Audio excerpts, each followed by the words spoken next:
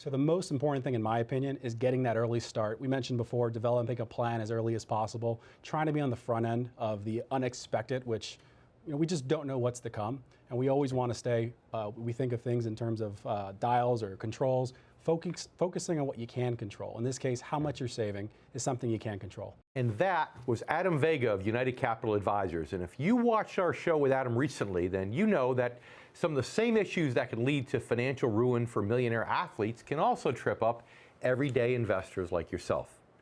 On that show, we focused mainly on strategic issues. But today, we're going to examine some of the hidden social and psychological issues that can undermine financial success. We'll talk about how to recognize them and how to overcome them. And we're going to do it with the help of someone who knows a thing or two about these issues firsthand, a man who had and then lost it all. That is none other than NBA legend Kenny Anderson. It's time to tune out the hype and focus on the facts, facts that matter to you, the income generation. Let's get started. Get ready to separate reality from myth. With us, David Scranton. David Scranton. David Scranton. David Scranton. But David Scranton says, hey, not so fast. How does it affect the markets? How does it affect the economy? Thanks to efficiencies in new technology and a staff of veteran analysts and portfolio managers, Sound Income Strategies strives to set new standards and bring institutional style investing to your portfolio.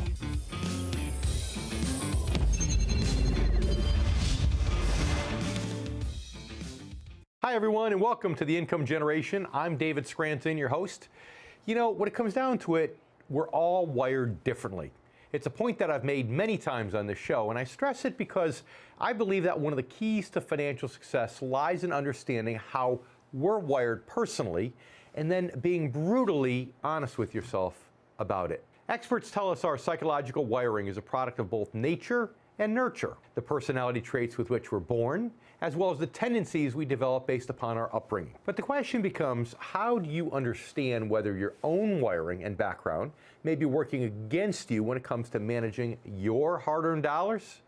Well, we will explore that important question on today's show with the help of our very special guest, Kenny Anderson. And as always, we'll check with other financial advisors in the field at our Financial Advisors Roundtable. But first, let's talk just a bit more about this concept of wiring. A couple of weeks ago, we pointed out that one of the reasons many athletes end up losing millions is that they're too disengaged from the process of managing their own money. They entrust it completely to others, and that can lead to disaster. We also pointed out that one of the reasons this occurs is that most athletes don't start off life as millionaires. In fact, far from it. Most have grown up in homes where they weren't taught even the most basic lessons about saving, investing, or money management. Now, of course, this doesn't just apply to athletes, but it applies to most people. And according to a recent FINRA study, nearly 2/3 of Americans cannot pass a basic financial literacy test. This is actually one of the reasons that I first started SAFE, the Scranton Academy for Financial Education, which is a nonprofit organization that provides free financial education as a public service. This is something not only lacking in most homes, but in schools and businesses also. But a lack of training and education isn't the only potential challenge created by growing up poor. In that environment, many people can develop reckless or even negative attitudes toward wealth without even realizing it. For example, we all know that sometimes when people aren't feeling good about themselves or have some internal struggles, they'll lean on alcohol or drugs or binge eating or in some cases even binge spending as an addiction. And for some people, spending can be just that, an addiction. They crave the instant gratification that comes from purchasing things. It makes them feel better in the short term and takes their mind off their money problems. And like any kind of addiction, it becomes an extremely vicious circle because the worse their problems get, the more they have to spend to feel better about themselves. A spending addiction, or reckless attitude toward money in general, might be a trait that you learn unconsciously. Or, as scientists have recently discovered, it might literally be part of your DNA. In other words, yes, it might actually be inherited. Either way, it's obviously a part of your wiring that works against you when it comes to managing your money. And there are other unconscious influences that can work against you as well. Here's an example. A friend of mine who's a financial advisor ran a very successful practice for years and years and years, but his own finances were an absolute mess. You see, he knew how to save and invest successfully on behalf of his clients, but didn't bother to do the same for himself. In fact, it seemed like every time he made more money, he spent more money, almost like he had to get rid of the money as soon as it got into his hand. And as I got to know him a little bit better, I started to understand the root of his problem. As it turns out, he grew up in a family that genuinely believed that money was the root of all evil. Growing up, he was taught directly or indirectly that wealthy people are rich because they somehow take advantage of other people. And as a result, his unconscious mind was actually preventing him from building his own wealth. He was squandering his money because he was wired based upon his upbringing to believe that having it was bad. He just didn't want to be one of those evil rich people. Now consider that many professional athletes come from very humble beginnings. Some grow up in outright poverty. They may have this very same negative attitude about wealth without even realizing it. Or their parents may have had reckless, live-for-today attitudes that got passed on to them. Anything emotional can get in the way of sound, practical decision-making, and that's what financial planning requires, sound decision-making. But again, wiring is a product of both nurture and nature, our DNA, in other words. And here again, the financial troubles of athletes might teach us lessons that we can apply to ourselves. Consider how many people who pursue sports as a career are thrill seekers by nature. I mean, let's face it, it can be a high-risk, high-reward profession. A person predisposed to risk and instant gratification can use that to their advantage in certain areas of life, but can also become a major obstacle when it comes to managing your money. And that's true not just for professional athletes, but for everyday investors like you, our income generation members. The point is that any kind of emotional baggage, whether it's conscious or unconscious, learned or inborn, can get in the way of sound, practical decision making. And that's what financial planning requires. All of this illustrates why I believe it's so incredibly important to examine your own psychology, your own wiring, as part of the financial planning process. In fact, I talk about this in my book entitled Return on Principle, pointing out that your psychology and your background can play a major role in determining whether you possess the internal core values necessary to successfully manage your hard-earned dollars. One of those values is honesty. Why? Because it takes brutal honesty to admit that you may not have the right mentality for handling money. You may have unconscious emotional issues or inborn personality traits working against you. And the reality is, so may your financial advisor. So it's just as important to examine that question with brutal honesty. We'll talk a lot more about some of the important values that can help you overcome these challenges in just a bit. Again, we're ecstatic to have Kenny Anderson with us today on the show. Kenny, welcome to the show. Thanks for having me, Dave. It's a pleasure. Well, I know you grew up in Queens, and you grew up with some very humble beginnings. So can you tell me, how that affected you throughout your career, both good and bad? Like I said in my documentary, it takes a village to raise a child. My neighborhood, a lot of mentors helped me through, the hard times, the good times. Even my mother, rest in peace, she passed in 2005. But Left Rack City, where I grew up, all those people knew I had some type of potential to get out of there. Sure. So they watched over me and took care of me. So it's good because the whole neighborhood is a family in some ways. But if we flip the coin, how did it affect you negatively? How did maybe the pressure of all of a sudden having nothing in terms of money, but then all of a sudden, having all this money thrown at you? I mean, all the stardom. How did that affect you? What role did that play? Well, it affected, overnight. Being in 1991 draft, being the #2 pick, coming from nothing, in 24 hours you're a millionaire. That's right. So everybody in that neighborhood, and that's where my heart was. It's something I tried to take care of too many people. I had a big heart. I didn't really think about plan B at the end of 14 years at the NBA. I'll be able to take care of my whole family. With 63 million, that's how much I made. But I probably made more than that with endorsements and things of that nature. So I think I would tell a lot of these athletes, when you do get, it's a little word, knowing how to say no. Knowing how to say no is one. That's a good point. It's the same thing why they say people, people who win the lottery, for example, and how they lose all the money because they're just not used to it. And they don't realize that the money, it may sound like a lot, it may sound like a big number, but it's not as much as it sounds like. No, Isn't that true? Not at all, because you got taxes. Yeah. The more money you make, the more money you spend. Coming from nothing. My first goal and my first dream was to buy my mother a house, and I was able to do that. You know what I mean? But the more money you make, the more money you spend, because you don't know how to value money. Because you're coming from a dysfunctional home, my mother did the best what she had, educationally wise, financially, but she didn't understand. And like I always say, sometimes your family can be your worst enemy. Me and I would never say no to my mother, but my mother was one of the reasons she spent a lot of my money, and I wouldn't say no to her. And that's okay, because that's Mama. But as soon as we come back from the break, we're going to talk more about maybe some of the other mishaps, the other things that led to this, and give our income generation viewers some lessons, because it's not whether it's 63 million or 630,000. Everybody makes the same mistake. So stay with us. We'll be right back with more words of wisdom from Kenny Anderson.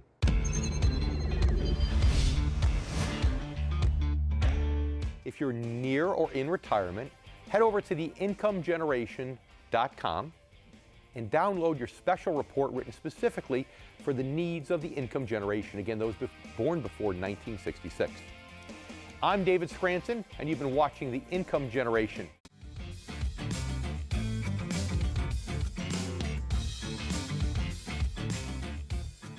Welcome back to The Income Generation. I'm David Scranton, your host. Now, you probably have read recently that LeBron James had made a very intelligent decision, actually he did this several years ago, where he decided to use Warren Buffett as his personal financial mentor. Now, I believe that that's not only extremely smart, but illustrates two more of the important values that are so necessary for managing your money in good times and bad, and they are coachability and leadership. You see, virtually no professional athlete rises to the top in his sport without being coachable. Even the best rely on guidance and motivation from a trusted coach. And they have to be open to learning and improving no matter how good they get. Unfortunately, that same openness to coaching doesn't always transfer to their lives off the field, to their personal lives or their financial lives particularly. In both those areas, they may simply reject coaching. They may have this attitude that says, I got this. Or, as we discussed on another show, they might put blind trust in a financial resource they know little about, believing they got this. Well, everyday investors make the same mistakes all the time. Less extravagantly, maybe, but not being coachable when it comes to your money is all too common. Many do-it-yourselfers get into trouble because they're not wired for the job, but they're not willing to admit it. Others put faith in a firm or an advisor, but then disengage from the process completely, only to find out that that firm or advisor isn't really wired internally for the job either. So that is what I describe as really being uncoachable. And in fact, no good advisor would ever say that it is coachable. And as I pointed out before, a good coach helps you play the game, but he can't play it for you. Now, there's another core value for which I respect LeBron James significantly, and that is leadership. Here again, some athletes who demonstrate leadership on the field or court may fail to do it in other areas of their lives, and this includes managing money. As I've discussed many times, being a leader financially often means taking the road less traveled, zigging when everyone else is zagging. Now, we all know that there can be peer pressure when it comes to money, an urge to keep up with the Joneses, as the old saying goes. But imagine how much greater that peer pressure is among super wealthy young athletes, where the whole culture is about winning and being number one. Everything becomes about you. Leadership, however, is having the ability to step away from all that, to say that I'm not going to follow that path just because everyone else is. Instead, I'm going to take the path less traveled. I'm going to get the right coach and take the path that makes the most sense for me. And that, again, is leadership. It's another of the core values essential to protecting and managing your money in good times and bad. Now let's take a moment and welcome back my new friend, Kenny Anderson. Kenny, you said it's that you're blessed in a large way because your mom had a big influence on your life in a favorable way. And even though you came from humble beginnings, she couldn't teach you enough about money because she didn't have the opportunity to manage her money on her own. But one of the issues, and I know this isn't your issue, but one of the issues I see with a lot of people, and especially a lot of pro athletes, is the keeping up with the Joneses element. I'm sure playing pro ball, you have a lot of people that were keeping up with the Joneses. Yeah. So tell us maybe some stories you can relate. For example, a guy on the team, the highest paid guy might be making $21 million a year or $15 million, $14 million. And then the next guy, that's trying to keep up with these guys is making $3 million. Right. And he's trying to, compete and, buy this, buy that, gamble, party. And it just doesn't work like that. You know what I mean? And it's too bad because, we talked about the fact that you were benevolent. You tried to help family members, help friends, help anybody who would ask for a handout, and you didn't know the word no, which is one of the most powerful two-letter words out there. But if for some of these others, it's the same. And it's the same thing true, think about your neighbors where you live today. Now you're in Florida, and your neighbors. You have neighbors. There's probably one neighbor there that makes $300,000 a year. The neighbor next to him makes $125, and the one making $125 is trying to have the same Mercedes, the same BMW, and send his kids to the same private school. And he doesn't even realize there's an income discrepancy. Yeah, my neighborhood is great. I'm in a middle-class neighborhood. I must say, I borrow sugar and milk from my neighbors all the time. But no, it's much different nowadays. I think for me, the less I have, the more simple my life is. You know what I mean? Before, when I had millions, I was just trying to help everyone. I just, wanted to give. And I think in my case, 8 kids, 2 failed marriages. A lot of my money was spent, on my own doing. Right. You know what I mean? And because of my lifestyle, my kids are a blessing. But you tell me, you break it up, eight kids. It gets expensive. That's right. Very expensive. That's right. And it's funny because, you might be sitting here listening to us thinking, well, $63 million is a lot of money. But you have to understand when it's spread out over 14 years and half of it goes to the government, if people are constantly at you saying, hey, Kenny, can I have a loan? Can you help me with this? Can you help me with that? It's amazing how quickly it goes. Yeah, it's very quickly. Like you said, I was in the, 35% tax bracket. So you might make, I might have $7 million one year. So I'm probably gonna go home with about 4 something. Then then you got agent fees. Then you got house, Right. And then you got mortgages, and you got your mother's. For me, I had my family. I was getting allowance. Grown, my sisters and brothers, I was giving them allowance. Right. So every month, my mother funny. had made me do that. So it's just money. It goes quickly. Well, come see, I think you wouldn't have been a first-round draft pick if you hadn't had defense to match your offense, And it's funny because in basketball, you were a strong offensive player and a strong defensive player. But when it came to your money, it was all offense. It was making the money, but there was very little defense in terms of holding on to it, which you're not alone. A lot of non-professional athletes fall prey to that also. Yeah, I think it's just not trustworthy. I had some great people that's still in my corner. My lawyer, Irvin Levy's done a great job for me, and Dick Gilbert. He's been there for me. I didn't listen to them, when they told me what I should do with my money early in my career. But I just lived, and that's what a lot of athletes, are really, hard-headed. You know what I mean? They don't trust anyone, so they're like, no, it's my money. I'm gonna do this, and what they gonna say? Okay, so they let you destroy yourself. So let's take a minute. Let's talk about this because clearly. And tell me if I'm wrong, but one of your best attributes as a player to get that good that early had to be coachability. I mean, you can only get so far on natural talent. So you were very coachable when it came to your game. So why do you think it was that you weren't as coachable when it came to things outside the sport, such as managing your money? I think when you get a lot of money, then you become powerful. So some of your friends and some of the people that deal with you don't know how to treat you. So they all want to be yes men, so you can take care of them. Me, and then you're dealing with demons. I came, out in my documentary about 4 years ago that I was molested and abused. So you're dealing with demons also. You know what I mean? And then I know I hid mine through fame and money. You know what I mean? And I held it in for 30-something years and finally came out. But that's one of the manchos that I dealt with. I have money, I have women. Yeah, I'm good because I was violated. I was I was beating myself up in the head. So that's where everybody else a lot of athletes they hiding behind their money. So they're dealing with other demons that they must. I appreciate you sharing that, by the way. It's some people use alcohol, some use drugs, some overeat, and some overspend, and that's how they fight the demons. We need to take another break. When we come back, I want to talk to you more about just other demons that just come from early success. Yeah. Not that, because that one incident was a terrible, terrible incident. Yeah.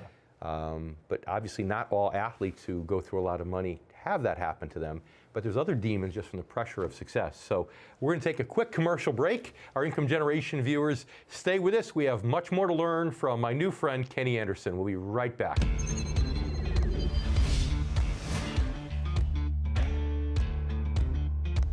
If you're not using someone who's well-trained in fixed income and you're born before 1966, it may just be time for you to break up with that advisor and move on. I would suggest someone who will care for you through these important years of your life. If you need help finding someone, call or write us.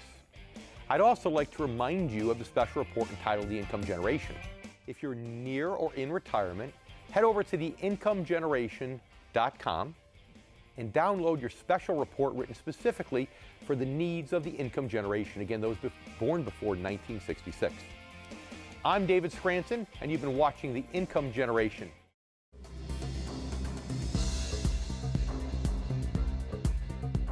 Welcome back to The Income Generation. I'm Miranda Kahn. Now let's take a look at some of the big financial stories that moved the markets this week. Federal Reserve Chair Janet Yellen explains the Fed's decision to raise interest rates for the second time in 3 months. Our decision to make another gradual reduction in the amount of policy accommodation reflects the progress the economy has made and is expected to make toward maximum employment and price stability objectives assigned to us by law. The decision lifted the central bank's benchmark lending rate by 1/4 percentage point to a target range of 1 to 1.25%. An increasing number of wealthy Americans are reportedly stockpiling land as apocalypse insurance in the case of a cataclysmic event like a viral epidemic or nuclear war. Forbes reports billionaires are grabbing up land in the nation's heartland where the climate is mild and the locations are more conducive to survival. Nike will cut 2% of its workforce as the sports brand revamps its global operations in a bid to ward off competition. Nike CEO says the jobs cuts will affect about 1,400 workers following a recent slump in sales. Meanwhile, Bank of America is also cutting back, laying off employees in both of its operations and technology divisions. Most of the job cuts come from the banks in Charlotte, North Carolina. Its headquarters are there. A spokesperson declined to answer how many jobs would be lost. U.S. factory output fell nearly 0.5 percentage point last month during a broad decline in overall production that included the manufacturing of cars. It's the second decline in 3 months. For much more on these stories, visit newsmax.com/finance.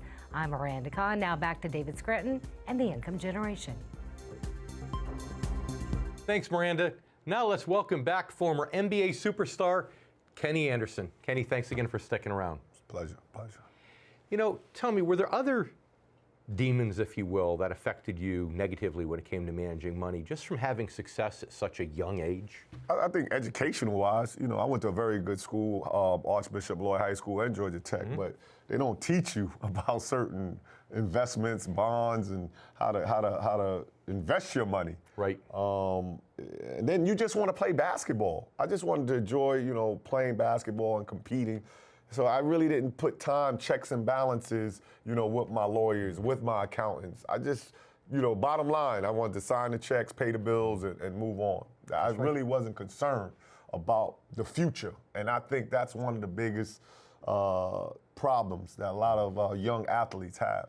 Well, the big problem a lot of young people have in general, they don't think about the future because, heck, the future seems so far away. I remember at one point, age 50 sounded like an eternity.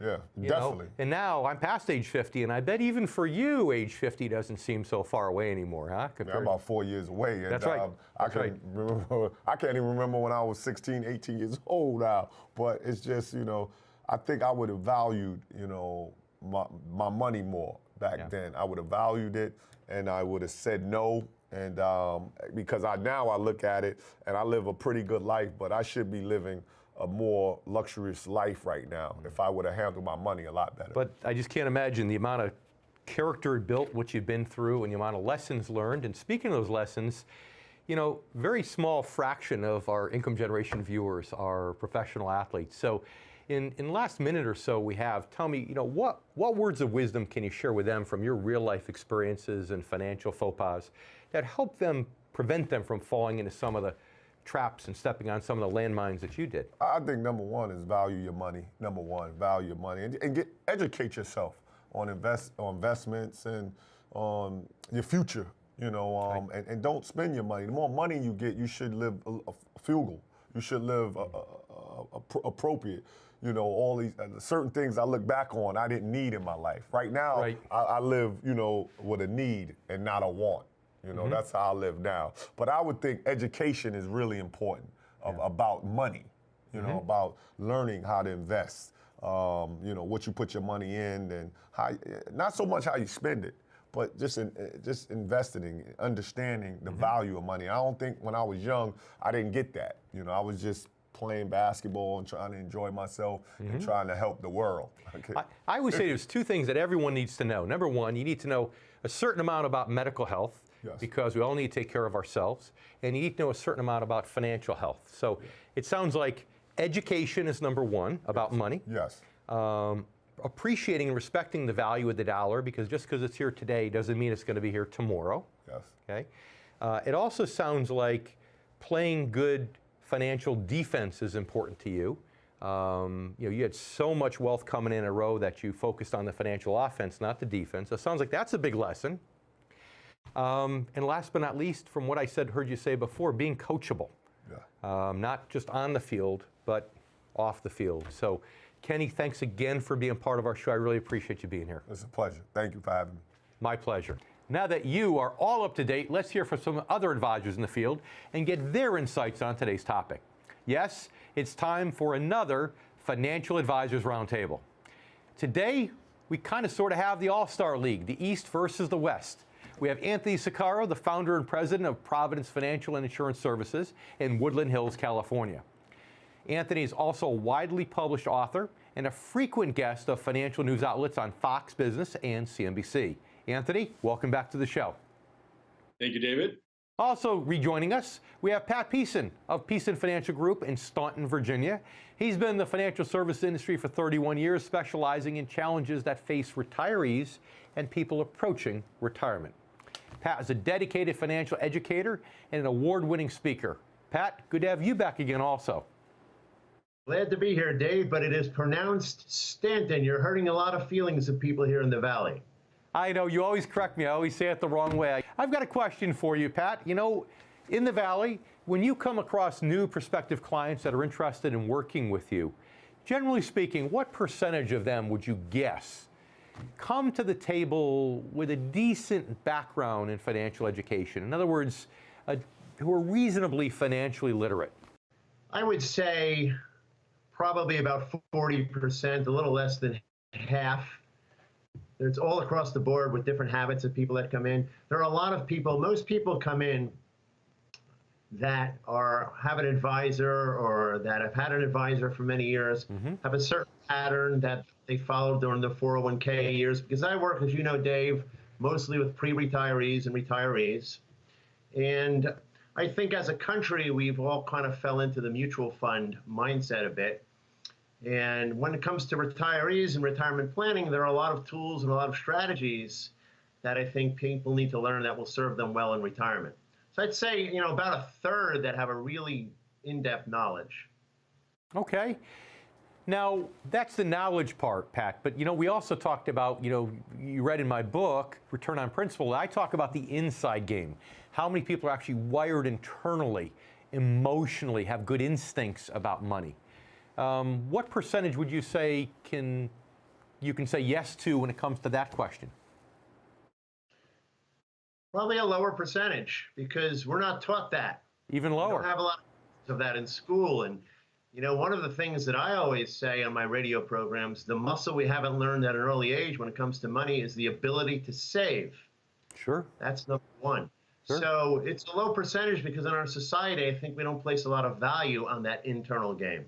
So Anthony, how would you answer those questions? You know, what percentage of the people you come across on the left coast would you say have the external game, that are somewhat financially literate, and then how many of those actually possess that internal game, have good internal instincts when it comes to money?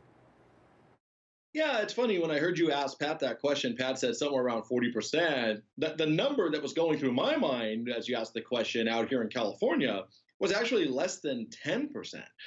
Most of the people I run across don't have a clue about money. They don't understand money. They're good at their professions, and they almost feel bad about not understanding money. And and I have to tell them, I had a pharmacist in here the other day, and I had to say, would you feel bad if I didn't understand pharmacy? Then why should you feel bad if you don't understand money? It's a profession that has to be understood. So maybe I'm looking at it a little more critically than Pat, but I think certainly less than 20% of the people have a good handle on money, probably even less than 10%. And Anthony, we need to take a quick commercial break. As soon as we get back, I'm going to ask you more about that too, because that's an important perspective that you put forth. So Income Generation members, stay with us. We have to take a commercial break. We'll be right back with more from Pat and Anthony.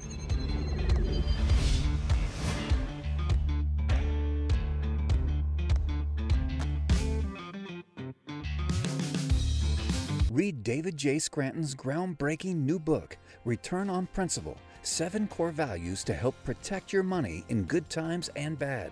Discover practical solutions to the financial challenges facing today's generation of retirees and near retirees.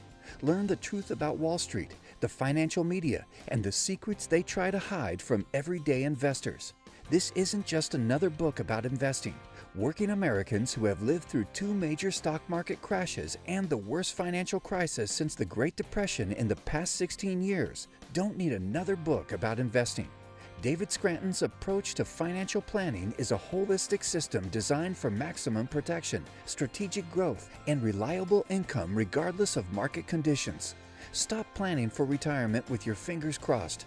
Read Return on Principle, 7 Core Values to Help Protect Your Money in Good Times and Bad. Available now.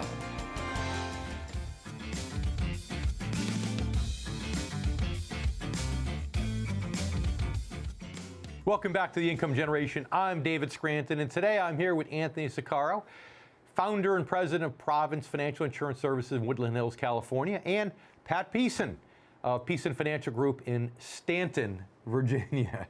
Thanks for sticking around, you guys. Anthony, I'm sorry I have to owe you an apology. I cut you off there because we need to take a quick commercial break. And you had a very good point. You thought that 30–40% of people that come to the table with the right financial IQ, the knowledge, was way too high because you said, and if I can make an analogy and paraphrase, kind of like a doctor. To say somebody comes to the table with the medical information would be false unless you went to medical school. Sure. But now let's pivot and let's talk about those that have the right instincts, that have possessed that internal game, where maybe with the right knowledge, they can be good at managing their own money. Now, what percentage would you put on that for the people that you tend to come across every day on the left coast? Yeah, I actually think it's a much higher percentage than the people who actually have the technical game. I have to tell people all the time that I don't want them to discount themselves. I don't want them to discredit themselves, because of the fact that they've got a lot of common sense. A lot of people today feel like the economy is not what it's cracked up to be. They feel like there's problems ahead, but that's not what they're being told. And it's almost like there's this tug of war going on, between what they think and their common sense and between what they're being told. And the reality is, most of the time, I think they're on the right end of that tug of war. So I think it's a much higher percentage. Well, that's encouraging. That means if we could just provide more education to the general public in the world of financial advisory, well then, more people will be able to absorb it and be able to make better decisions. I have a famous story about a doctor client of mine years ago, made every bad financial decision in the book. And he said, you know, you have to realize you go to become a doctor, it's all science, it's all math and everything else, and we don't take one financial course. He said, I think we should have a law that says you can't get out of medical school without taking some finance or economics courses. And that's a big part of it.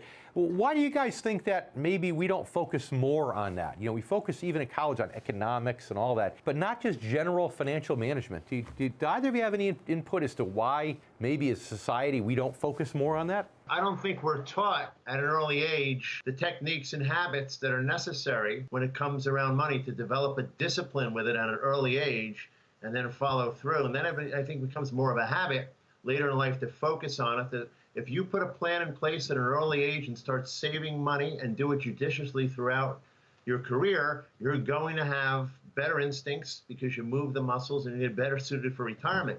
I also agree what you said, Anthony, that when I ask people, I ask them a simple question when it comes to investing. What is your gut instinct? What does your gut instinct tell you? Because a lot of it, your gut instinct is a good guy, not only with money, but a lot of other things.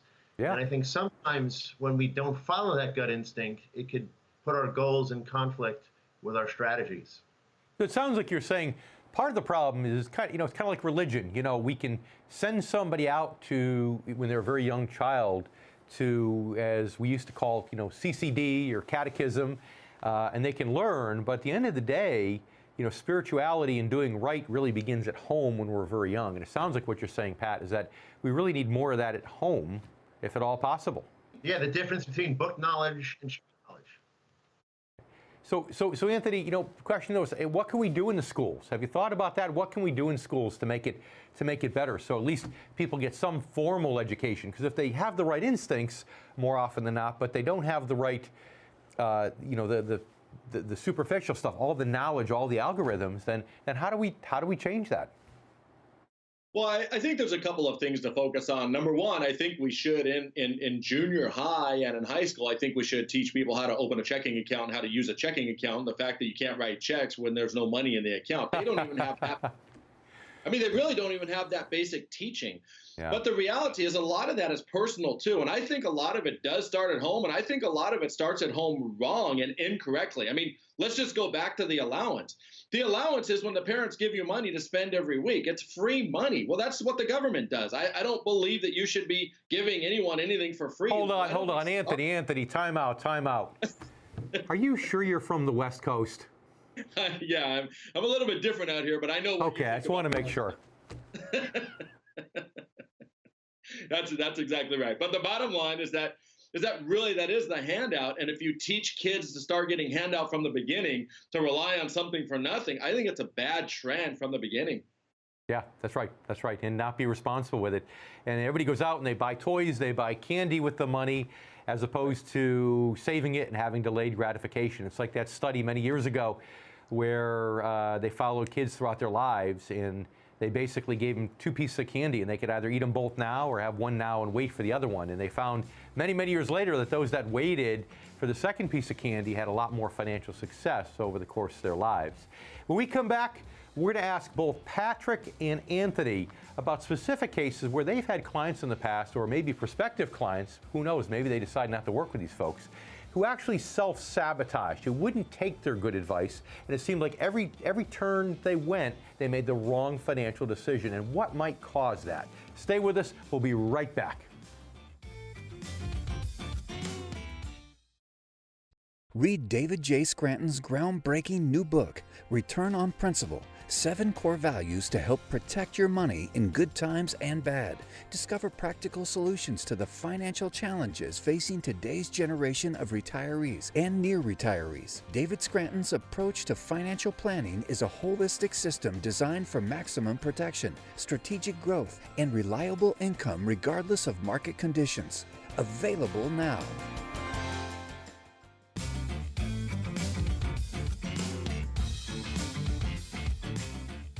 Welcome back to Income Generation. I'm David Scranton. Again, I'm here with Anthony Siccaro from Woodland Hills, California, and Pat Peason from Scranton, Virginia. Guys, thanks for sticking around again. I made it a little bit easier on you this time because I went ahead and clued you in as to what we'll be talking about after the break. So you had a minute to think about it during the commercial break. Pat, tell me, have you had situations like that where people have come to you where it seemed like every time you try to give them a good word of wisdom, it seemed like they almost wanted to do the opposite. They'd almost if they were self-sabotaging. We talked about that earlier with Kenny and before that on this show. Have you seen that? Just yesterday, in fact, you brought it up, Dave. Interesting. Brought on a new client. The couple came in. Gentleman, 80 years old. His wife was 68. He was under the impression that he was only going to live for 4 or 5 years and was taking $70,000 out of his $450,000 portfolio. And his wife came in very concerned, and it was almost a conflict inside the room between the husband and wife. I did everything I could possibly do to tell him that this is potentially very, very dangerous, and he could run out of money shorter than that when one market turned. His wife really understood that. Long story short, I could not convince him, but his wife came back yesterday after the first meeting a week ago and wants me to work with her money because his pension will run out and she gets none of it when he dies. Currently putting an income plan together for her where she's basing it on interest and dividends, so she doesn't have money before she runs out of life. And, this fellow isn't terminally ill. He doesn't have any real reason to think he's only going to live 5 years. He's just being a little bit reckless, correct?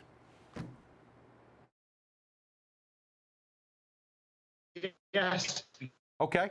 All right. He's been doing that for a long time, and he doesn't put the brakes on. It's going to be a big problem. So, Anthony, in the minute or so we have left, tell me about your experiences with people like that. I'm sure this isn't just exclusive to the East Coast.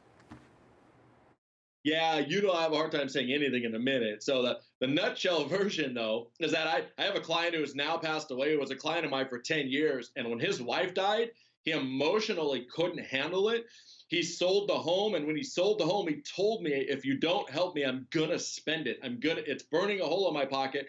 So we locked up some of that money to give him some guaranteed income until he died. And I'll tell you, he asked me questions. He bought cars he couldn't afford. He bought another condo for his daughter. He gave $100,000 to his son. Within 5 years, he was broke living with his daughter. He knew it. He couldn't stop it. Everything I told him, he ignored. So in some ways, though, I give that guy a lot of credit because he knew himself. He was brutally honest with himself. And he knew that he was the guy. He says, I know I've got a drinking problem, but I know I'm going to go for that drink. I can't stop. Please help me. So you ended up being his sponsor, kind of, sort of, in the 12-step program, which is pretty good. So good for you, Anthony. I'm glad to hear that. Gentlemen, we'll be back with one more segment. Do you guys have a minute to stay with me for a minute? Great. And for Income Generation members, stay with us. We'll be back with more from both Pat and Anthony. Be back in a moment. If you're near or in retirement, head over to theincomegeneration.com and download your special report written specifically for the needs of the income generation. Again, those born before 1966. I'm David Scranton, and you've been watching The Income Generation.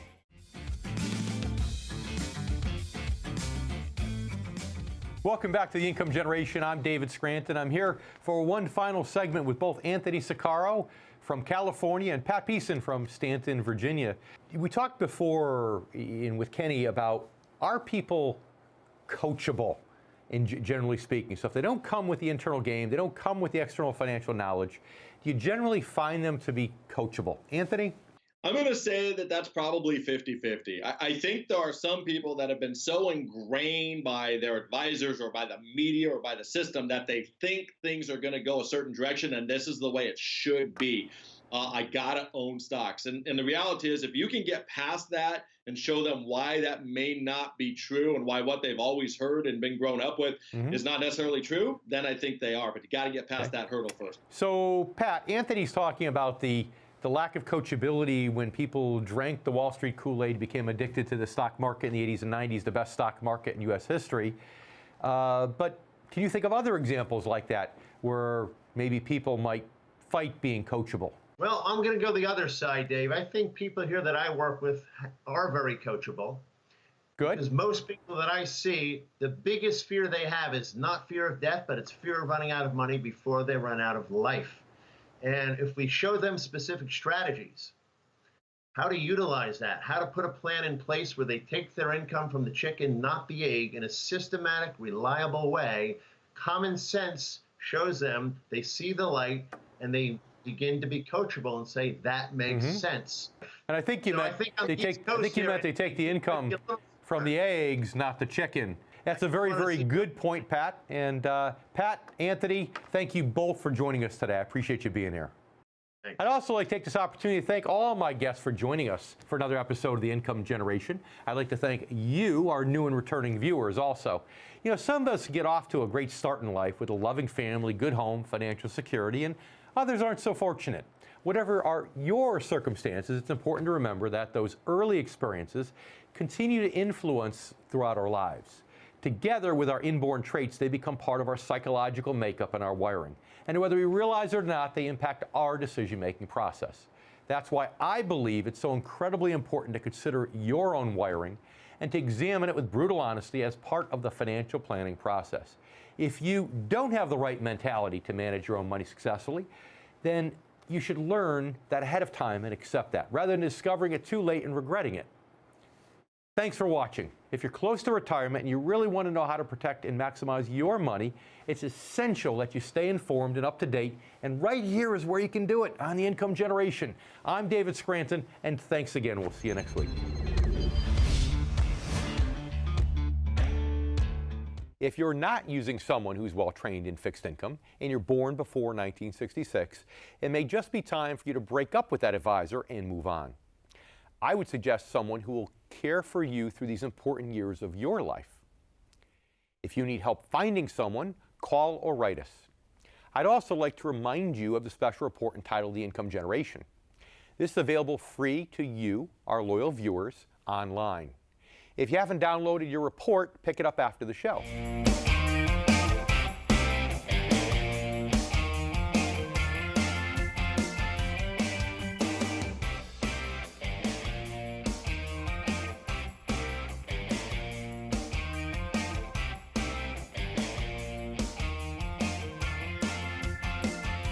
If you're near or in retirement, head over to theincomegeneration.com and download your special report written specifically for the needs of the income generation. Again, those born before 1966. I'm David Scranton, and you've been watching The Income Generation.